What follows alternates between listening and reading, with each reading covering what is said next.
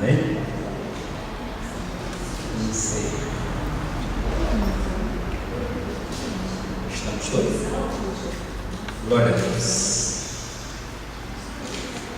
Chegamos então ao momento principal de nossa reunião. É o momento em que nós vamos expor a palavra de Deus para que nossos corações consigam compreender o que Deus quer falar ao seu e ao meu coração. E eu quero, neste momento, dizer que nós vamos falar sobre evangelizar também a sua missão. Não fuja. Nós estamos semana após semana falando sobre este assunto. E este assunto tem mexido muito com o meu coração, porque eu entendo que cada um de nós é portador de boas novas. Nós temos condições de multiplicar isso. Então, a missão de evangelizar, de pregar, de falar, de instar, não é só do pastor. Eu fui colocado no altar com a aquiescência do Espírito Santo de Deus. Aqui estou para servir. Mas cada um de nós, de per si, tem condição de proclamar boas novas de grande alegria a todos. Conforme eu disse inicialmente, nós somos crentes vitoriosos e as pessoas têm que ver em nós a vitória de Jesus Cristo em nossa vida. Isto é evangelizar. O teu testemunho para o teu vizinho, o teu testemunho no escritório, na tua empresa, no teu local de trabalho, é um testemunho vitorioso. E esse testemunho é um modus operandi de evangelizar. Eu quero exatamente que nós nos multipliquemos, que nós usemos os nossos tempos para pregar, às vezes no ponto de ônibus, às vezes no mercado, mas nós somos sábios também em colocar a palavra de Deus, não é por força nem por violência, mas nós mostramos exatamente que nós somos no reino espiritual. E as pessoas às vezes ficam encantadas com isto, e isto cativa, e isto faz com que a pessoa busque o reino e sua justiça. Para quê? Para que as demais coisas sejam acrescentadas. Quando nós vivemos a palavra, nós temos uma facilidade muito grande de proclamar essas virtudes. E eu quero, neste momento, mais uma vez, sim, voltar à vida de Jonas. Nós, muitas das vezes, vimos Jonas só como fugitivo, mas nós queríamos mostrar que nós não devemos fugir do modelo de evangelizar. Cada um pode evangelizar de acordo com aquilo que Deus te dá naquele momento. Você pode ser um evangelista. Mas, porém, eu quero agradecer a Deus pela vida do internauta, irmão internauta que nos assiste através do nosso site. Quero dizer que você também é bem-vindo à Igreja Evangélica Cristo Vive. Nós cremos que você também é uma pedra viva. Você é mais do que vencedor em Cristo Jesus. E nós cremos que a arma forjada contra você também não pode prevalecer. Então, seja bem-vindo à Igreja Evangélica Cristo Vive. E quero também te recomendar, caso você more aqui perto, nós queremos dizer que estamos aqui de portas abertas para receber você. Nós estamos aqui na Avenida Atlântica, 215, loja 05, aqui no bairro chamado Jardim Atlântico. Seja bem-vindo entre nós, em nome de Jesus. Vamos então ao texto bíblico, Jonas 1, 1 e 3. Veio a palavra do Senhor a Jonas, filho de Amitai, dizendo: dispõe-te, ou seja, levanta-te, vai à grande cidade de Nínive e clama contra ela, porque a sua malícia subiu até mim. Jonas se dispôs, mas para fugir da presença do Senhor, para Tarsis, e tendo descido a Jope, achou um navio que ia para Tarsis. Pagou, pois, a sua passagem e embarcou nele, para ir com eles para Tarsis, para longe da presença do Senhor. Que esta palavra abençoe os nossos corações. Jonas pensava que pudesse fugir da presença do Senhor, mas nenhum de nós pode fugir dos planos que Deus tem traçado para as nossas vidas. Oremos ao Senhor.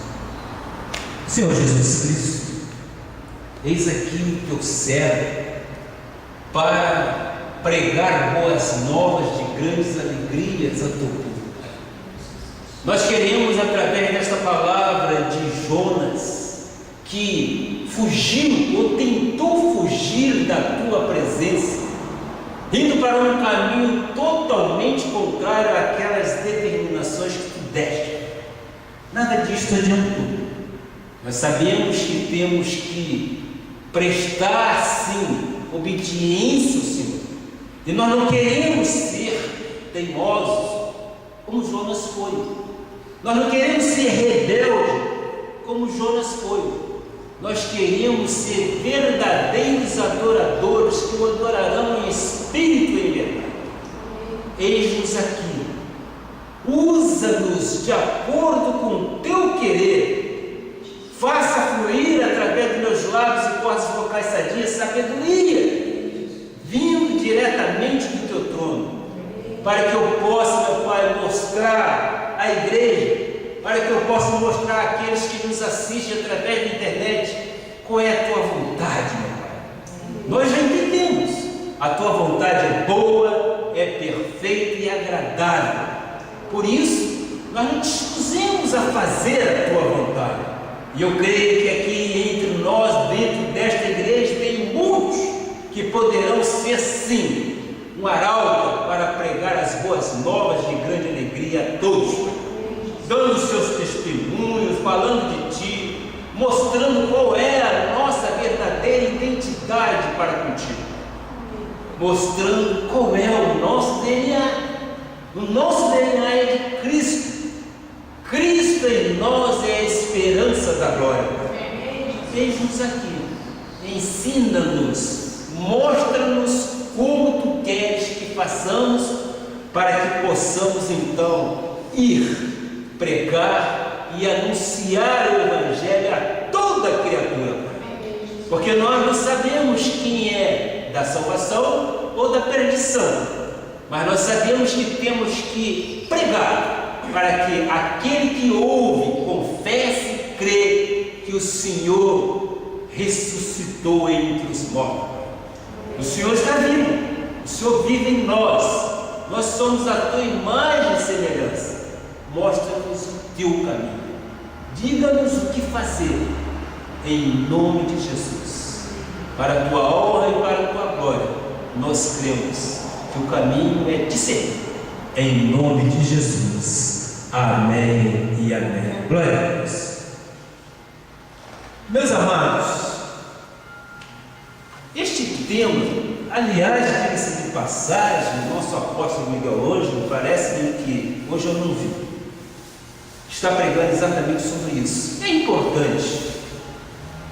Eu creio que quando nós nos abrimos à evangelização, quando nós nos abrimos a testemunhar, a distribuir também panfletos, falar de Cristo, algo de importante acontece em nossa vida. Então, domingo próximo passado, eu dei ênfase à exortação feita por Deus a Moisés, quando ele foi escolhido para que tirasse do Egito o povo de Israel, que estava sofrendo perseguição de Faraó. Tantas foram as desculpas dadas por Moisés, tantas foram as escusas apresentadas por Moisés, mas nada disso adiantou. Quando ele escolhe, ele não escolhe substituto, ele escolhe você.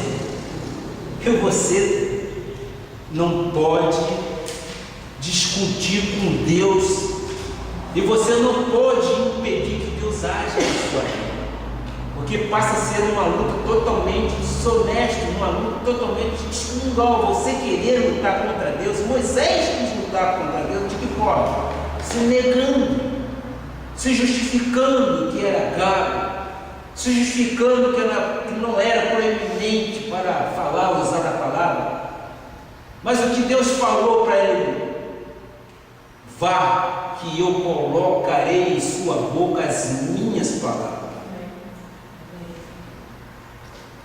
E agora eu quero mostrar sempre a vida de outro que é Jonas.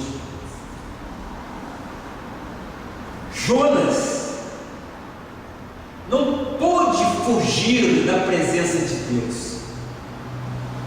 Deus tinha mandado que Jonas tomasse um caminho, vá até Nínive e prega àqueles que precisam da salvação.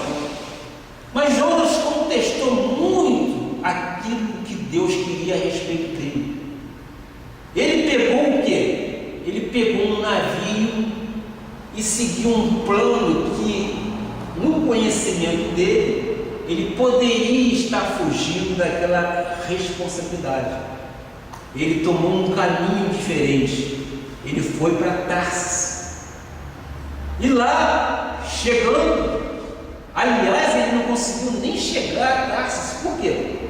Porque de repentemente, dentro daquele navio, houve uma grande tempestade, e os marinheiros que ali estavam com medo de serem totalmente naufrágios naquela ocasião. O marinheiro ou os marinheiros começaram a perguntar: o que está acontecendo, o que foi feito para que nós passássemos por tamanha tribulação? Os marinheiros então percorreram todo o barco e encontrou quem? Encontrou Jonas lá no porão do navio, dormindo. Jonas estava dormindo porque ele queria fugir da presença do Senhor.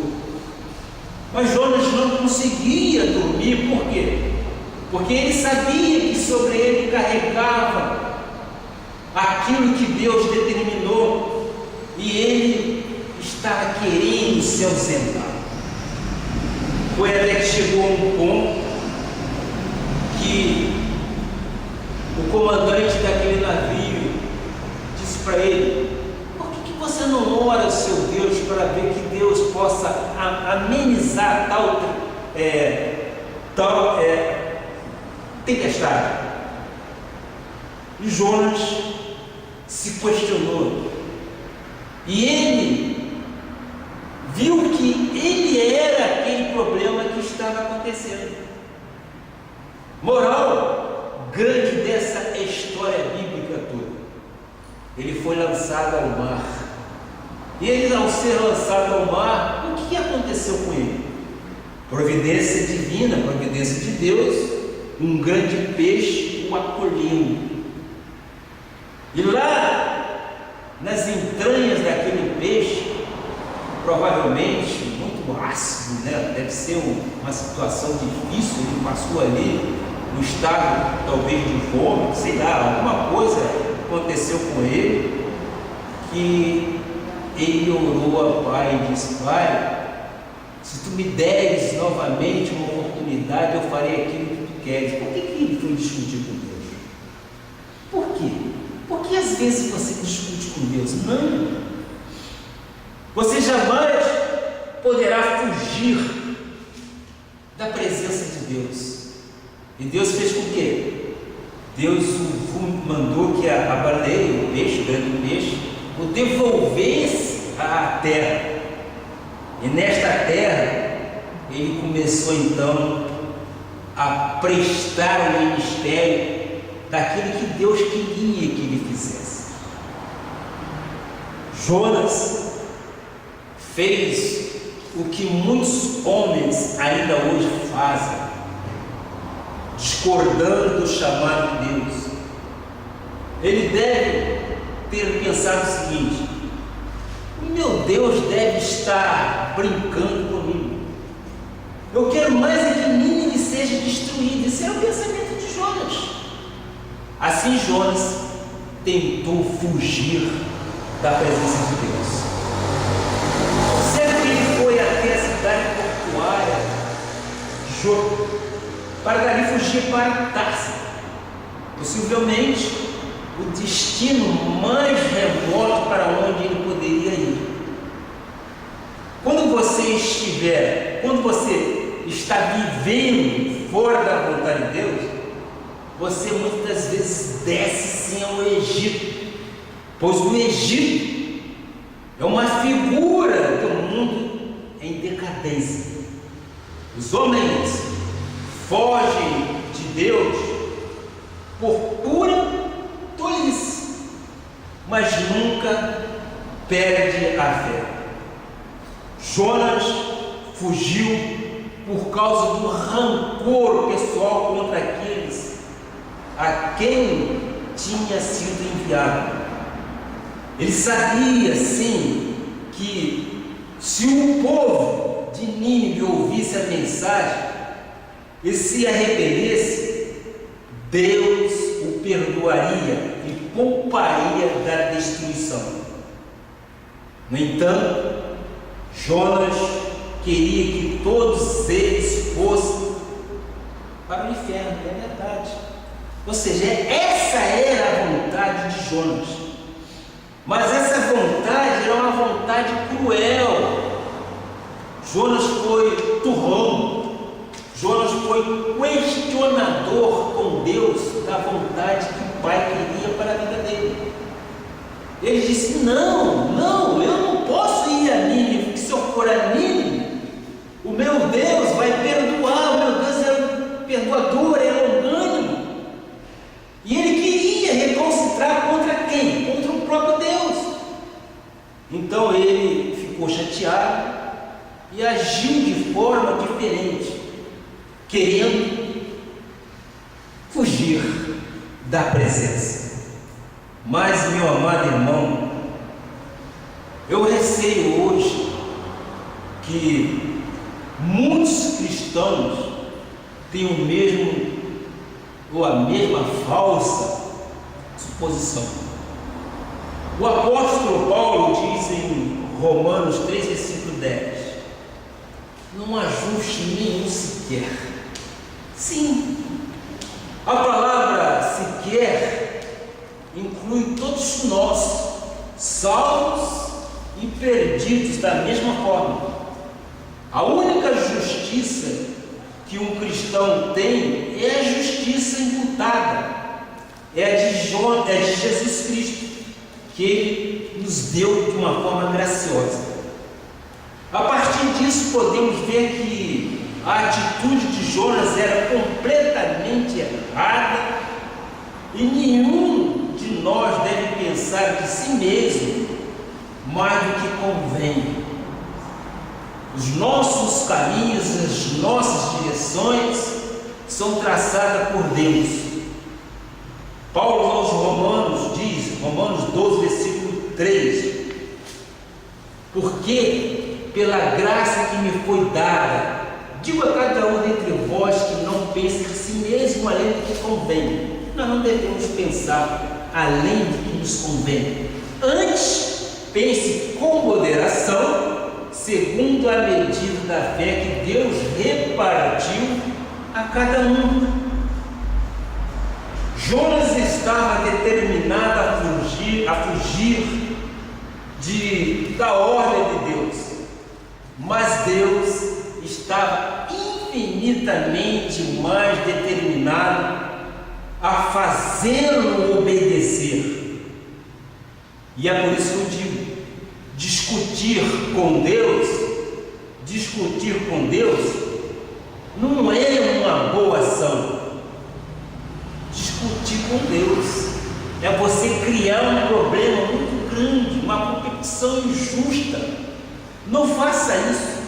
Jonas poderia ter sido interrompido em qualquer ponto em sua viagem para Jope, mas Deus permitiu que ele comprasse a passagem, embarcasse no navio que ia para Tarsis. Cansado da caminhada, evidente, Jonas entra no porão do navio e adormece. Isso tudo era plano de Deus. Isso tudo Deus quis mostrar a Jonas que ele não deveria ter fugido. E enquanto ele estava dormindo, Deus preparou então o quê? Como disse, um grande peixe. E esse peixe o que fez? O engoliu. E lá no ventre, então, aqui ele reconheceu. E quando ele reconhece que ele deve ir a Nínive pregar, há um conserto muito grande na vida de Jonas. Por quê? Porque ele viu que Deus determinou. E quando Deus quer, não adianta você fugir. Eu, quando vim aqui para Florianópolis, eu vim por determinação de Deus. Eu simplesmente reconheci, porque eu via cada momento da minha vida acontecendo coisas que estavam dentro da programação de Deus. Eu simplesmente disse: Deus, se tu me queres lá em Florianópolis para pregar boas novas, eis-me aqui. Mas eu preciso de uma coisa. Eu tenho um apartamento, eu tenho um terreno, eu tenho outro apartamento, eu preciso me desfazer. Eu tenho os meus clientes, eu tenho aqui minha vida completamente arrumada. Mas seja feita a tua vontade. Meu amado, minha amada irmã, quando isso for dito, as coisas começaram a se desencadear de uma forma tão tranquila e coerente e uniformemente preparada, que eu simplesmente disse: tem a mão de Deus. Não foi isso que eu disse para você, Senhor? É a mão de Deus. E eu me lembro muito bem que na ocasião que eu estava vendendo meu apartamento, aparecia alguns potentes compradores, mas queriam colocar o preço lá embaixo. E a minha filha aqui em Florianópolis, já morando, a gente falava pela internet, Skype, ela falava: mas pai, por que você não vende? Vende logo isso aí, vem para cá. Eu falei: não, eu vou no momento que Deus achar que eu tenho que ir. Eu pedi, eu quero X, e Deus vai me dar um comprador para que eu possa fazer a obra dele. Eu quero sim, mas eu quero fazer de acordo com a vontade do Pai. Aconteceu, mesmo. Aconteceu isso, sim. Chegou um dia, alguém chegou naquele apartamento lá na cidade de Cabo Frio e disse: é isso tudo que eu quero, não tire nada. E na época eu vendi porteira fechada. Fechamos o negócio, concretizamos tudo, fizemos a escritura. Aí eu disse à minha filha, ao meu genro, à minha esposa e ao meu neto: vocês agora venham até o Rio, que eu quero me desligar da Cristo 27, mas quero a bênção do Senhor. E eu quero isso na presença de todos vocês. Contrariados, às vezes, e não entendem muito bem, foram e fizeram exatamente aquilo que eu tinha pedido. Por quê? Porque era vontade. E quando eu vim para cá, eu vim com a essência do nosso Senhor Jesus Cristo e com a bênção do apóstolo. E o apóstolo disse: ajuda esse moço, ele está indo para Florianópolis. Então, quando nós fazemos a vontade do Pai, as coisas acontecem. Mas como acontece da forma que Ele quer? Você não precisa agir. Deixa Deus agir. Tudo aconteceu uniformemente bem preparado. Aquilo cronometrado, tudo direitinho, tudo certinho. Compramos inclusive um apartamento aqui. Quer dizer, é Deus agindo na vida do ser humano quando você é obediente. No caso de Jonas quis desobedecer. Não desobedeça. Não pense contrário à vontade de Deus. Não pense que você, querendo fugir de Deus, você pode ir ao fundo do mar, você pode ir além do céu, mas você não vai conseguir. Aonde você estiver, Deus está contigo. E se você é o escolhido, Ele não quer outro, é você. Não adianta, é você. Você é o escolhido. Ele tem o que Ele quer em você. Senão Ele escolheria o vizinho. E Jonas, então, permita o termo, quebrou a cara. Quebrou a cara porque quis desobedecer. Então essa história do peixe foi preparada porque Deus quis que isso tudo acontecesse.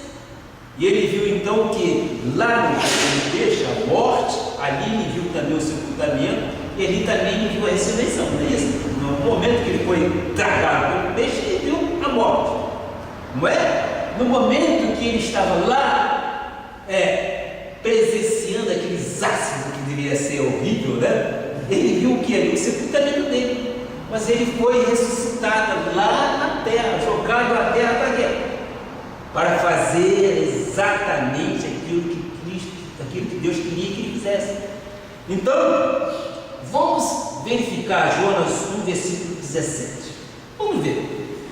Preparou, pois, o Senhor um grande peixe para que tragasse a Jonas, e esteve Jonas 3 dias e 3 noites nas entranhas do peixe. Imagina. Essa é a que falou de Enoque, né? Imagina só.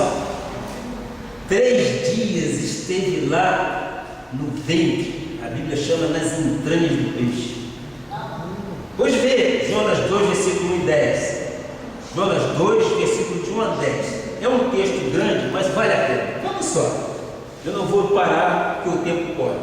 Então Jonas, do ventre do peixe, orou ao Senhor, seu Deus, e disse: na minha angústia clamei ao Senhor, e Ele me respondeu do ventre do abismo, gritei, e tu me ouviste a voz, pois me lançaste no profundo, no coração dos mares, e a corrente das águas me cercou. Continuando. Todas as tuas ondas e as tuas vagas passaram por cima de mim. Então eu disse: lançado estou de diante dos teus olhos, tornarei porventura a ver o teu santo templo. Lá dentro, no ventre do peixe, ele começou a questionar. É a oração dele. Tornarei eu a ver o teu santo templo? As águas me cercaram até a alma, o abismo me rodeou. Ele viu a morte, sim, e as almas se enrolaram na minha cabeça. Desci até aos fundamentos do monte, desci até a terra, cujos ferrolhos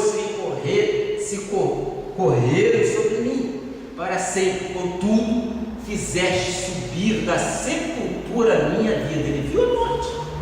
Ele viu a morte. Ó Senhor, meu Deus, quando dentro de mim desfalecia a minha alma, eu me lembrarei do Senhor, e subiu a ti a minha oração no teu santo templo. Os que se entregam à idolatria vã abandonam aqueles que lhes é misericordioso, mas com a voz do agradecimento eu te oferecerei sacrifício. O que votei, pagarei. Ao Senhor pertence a salvação. Imagine só que situação violenta Jonas passou naquele momento que estava lá nas entranhas, conforme diz a Bíblia, do peixe. A primeira coisa que precisamos ver é que Deus preparou este peixe para engolir Jonas. A história evidente continua. Ele deveria estar totalmente branco. Imagine só, coloque isso na sua cabeça. Ele deveria estar passando por um momento difícil ali, um momento conturbado, mas ali mesmo ele fez a sua oração. E essas palavras ditas Deus acolheu em seu coração. Por quê? Porque Jonas estava passando por um momento experimental de 3 dias e 3 noites no ventre daquele peixe.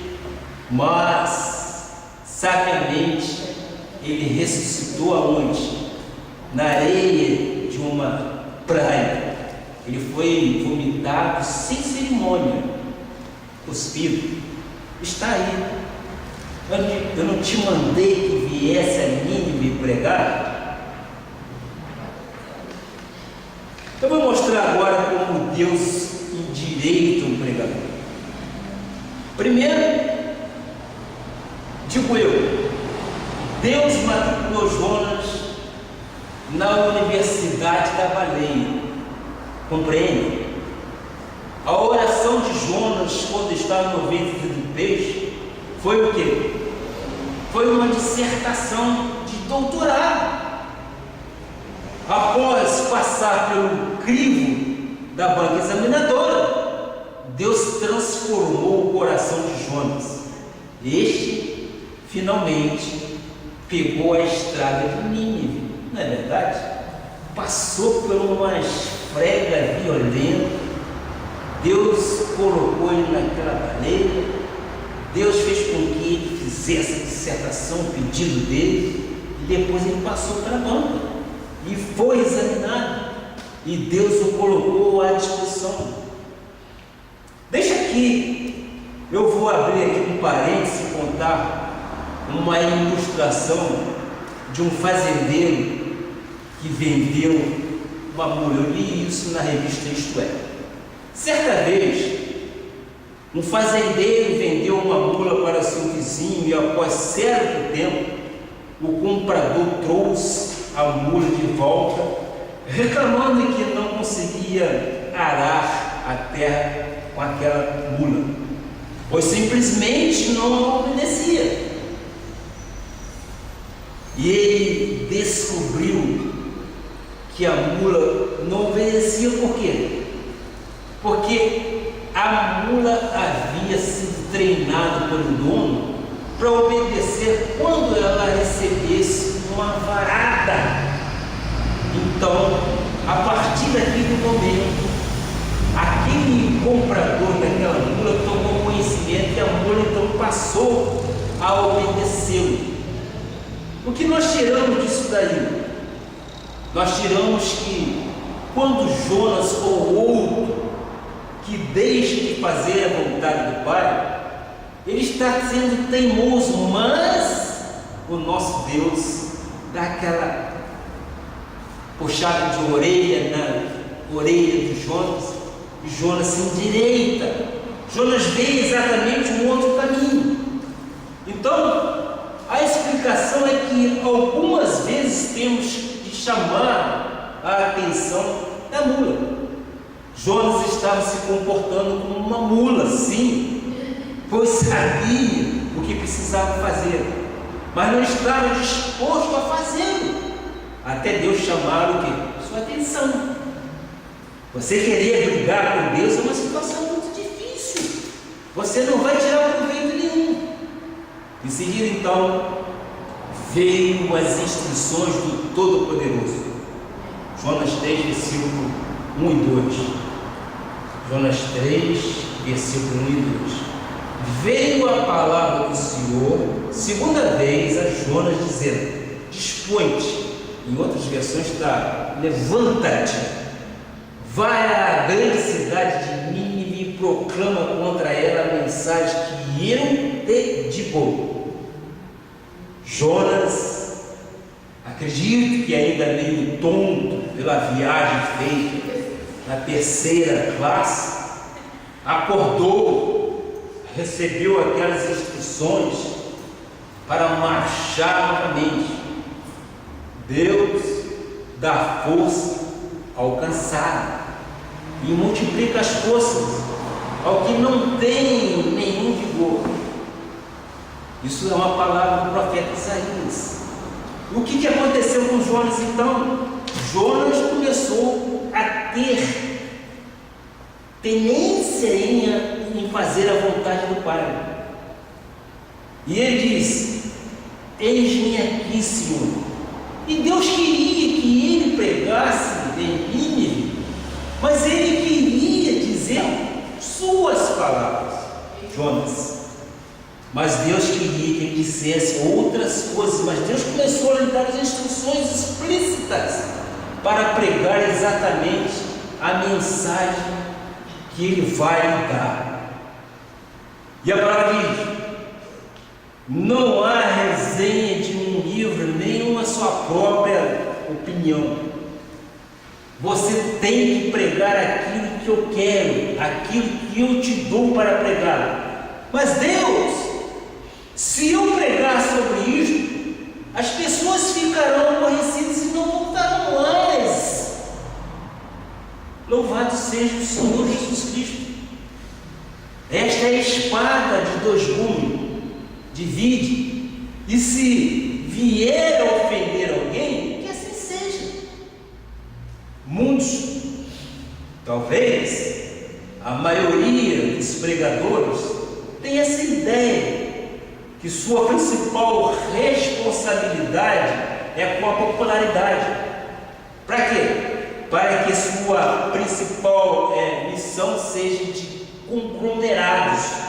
Mas isso é um grande erro. Nós queremos sempre ver a igreja cheia, mas o nosso pensamento é que cheia esteja para conhecer a plenitude da graça de Deus. Conhecereis a verdade vos libertará.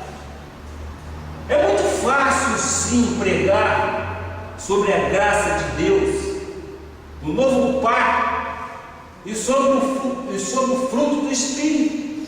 É muito mais fácil pregar sobre a graça do que você tosquiar as ovelhas falando do velho pacto. Eu sempre digo, o velho pacto já foi revogado, e nós temos que ter um reavivamento espiritual, se necessário, agora.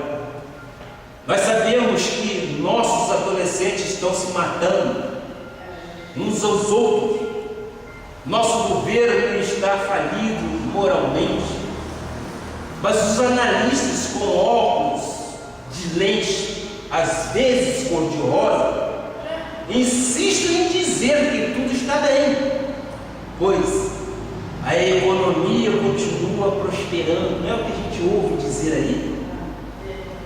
E eu digo que Deus sempre nos ajude.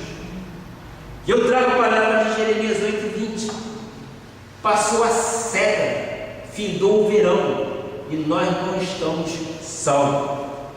A mensagem que Deus deu a Jonas para pregar era uma mensagem de 30 a 45 minutos de duração, às vezes até com rimas para dar maior ênfase, e terminava com um poema.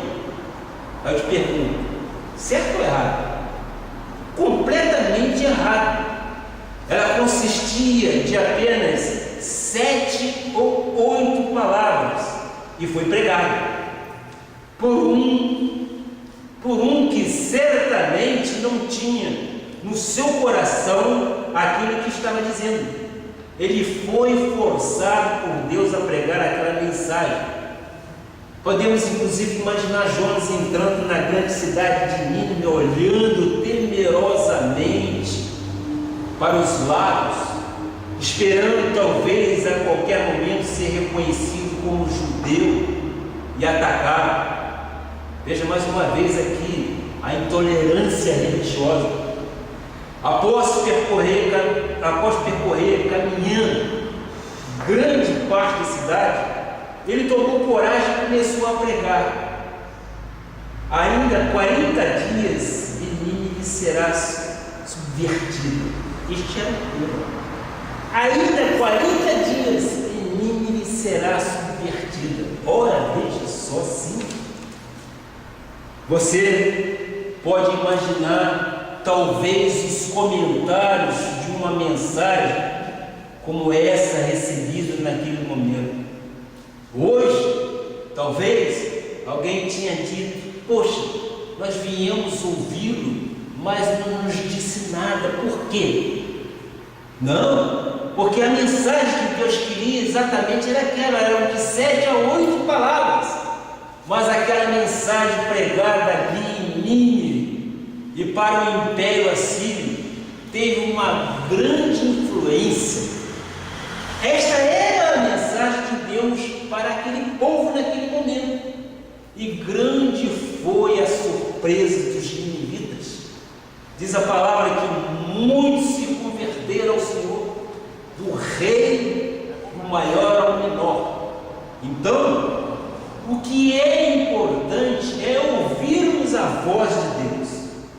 Nós temos nas mãos a palavra da sabedoria, uma palavra em graça, uma palavra que edifica, uma palavra que dá resultados favoráveis a todos nós.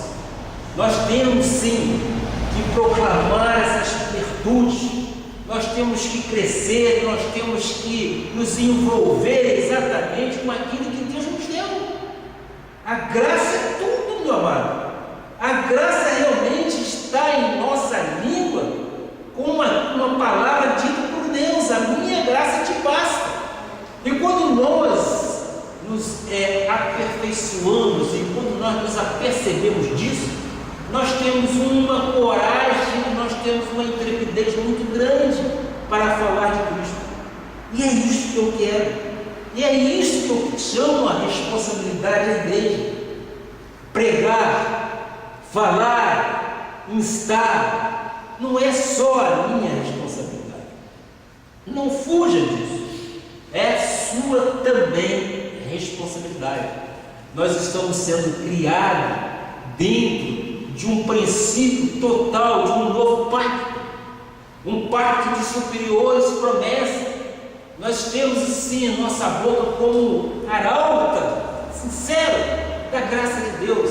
Nós pregamos a genuína graça de Deus. É isso que Deus quer que nós preguemos nos momentos atuais, porque Ele diz na sua palavra assim, que a lei já foi revogada.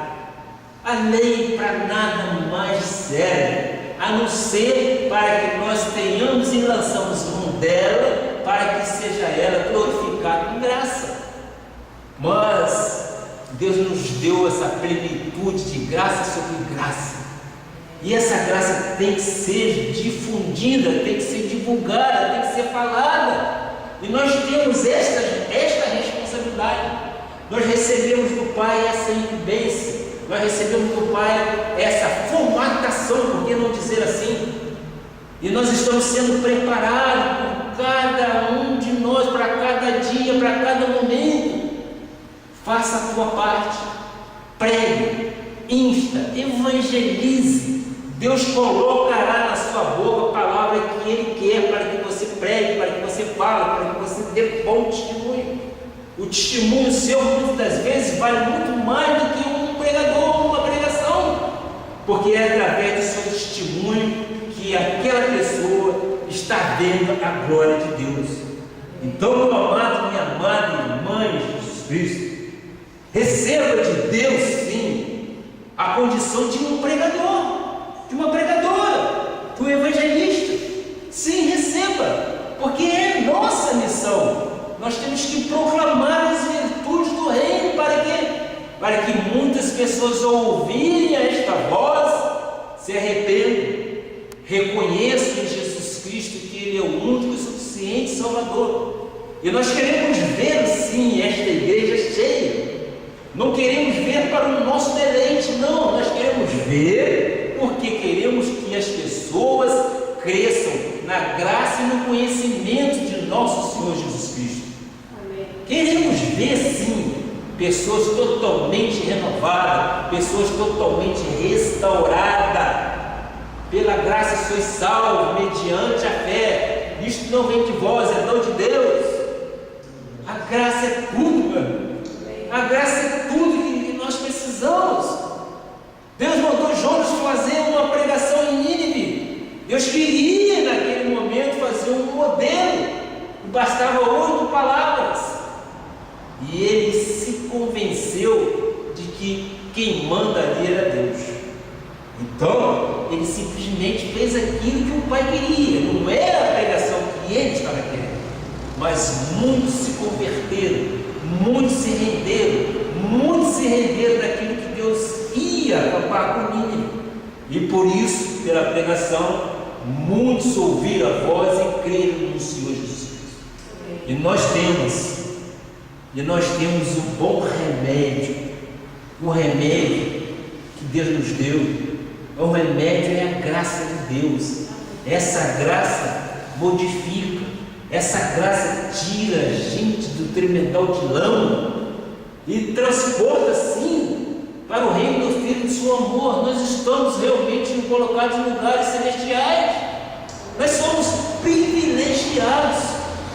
Nós sempre usamos esse adjetivo. Por quê? Porque nós já fomos separados por Deus. Muitos não entendem a graça. A própria palavra diz que a graça não é para todos, não é isso? A palavra diz que a graça não é para todos, mas graças a Deus nós temos um coração aberto e nós fomos separados para o louvor da glória do nosso Senhor Jesus Cristo. Para isso nós fomos postos.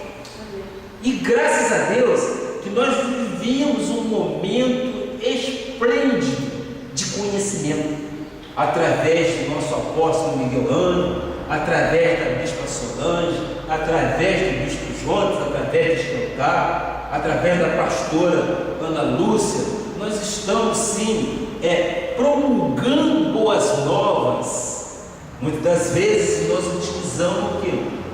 O Velho Testamento como sombra de bens vindouros, mas nós queremos mostrar exatamente a graça. A graça do Senhor basta para nós. Nós somos ungidos para vencer, e nós não somos ungidos para perder. E nós cremos que essa graça realmente é fundamental. E quando você tem conhecimento da plenitude da graça na sua vida, você fica realmente entregue. Você vai evangelizar no hospital, você vai no presídio, você usa às vezes palavras não suas. Você usa as palavras que Deus coloca em sua boca. Você passa a ser o quê? Um evangelista. Você passa a evangelizar aqueles que precisam ouvir. Você, meu amado, minha amada irmã, você tem sim a palavra da vitória. Você é um testemunho vivo das bênçãos do Senhor aqui nesta terra. Saiba, meu amado e minha amada irmã, dizer boas palavras aos cansados.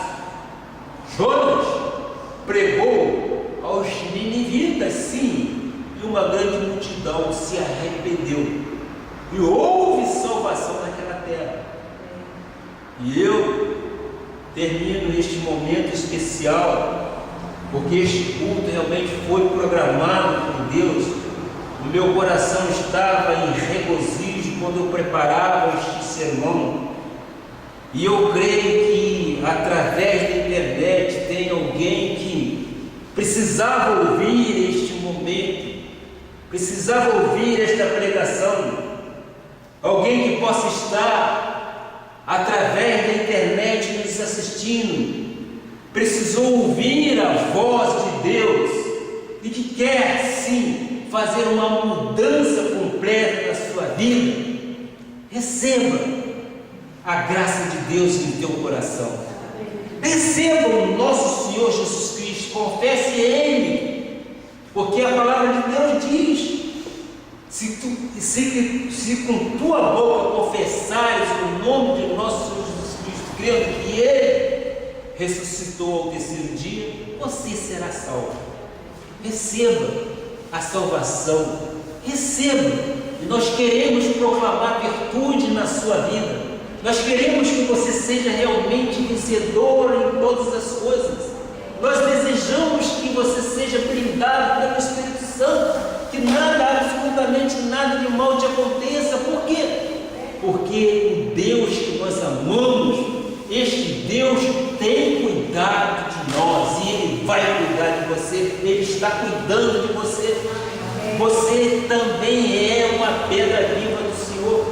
Você também é um eleito do Senhor. Você é um amado do Senhor.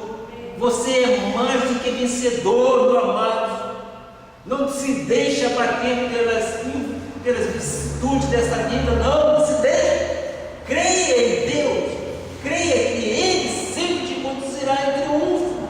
Creia, receba de Deus. Receba o melhor de Deus para a tua vida. E eu creio que esta palavra tenha mexido com o teu coração, que nós compreendamos bem qual é a necessidade de evangelizar. E nós queremos ver aqui nesta igreja, em nome de Jesus, cada um multiplicando de acordo com aquilo que Deus te deu, de acordo com o dom que Deus te deu. Multiplique isto por 5. Leve essas boas novas de grande alegria. Que assim seja, assim diz o Senhor. Vamos dar uma linda salva de palmas, Senhor. Ele é merecedor de toda honra e toda glória. Eu gostaria de cantar aquele Digno é o Cordeiro. Eu acho isso muito lindo. Vamos ficar de pé. Nós temos ainda 15 minutos. Digno é o Cordeiro que recebe. Vamos louvar e vamos ver exatamente o que Deus é realmente maravilhoso para nós. Sim, Senhor.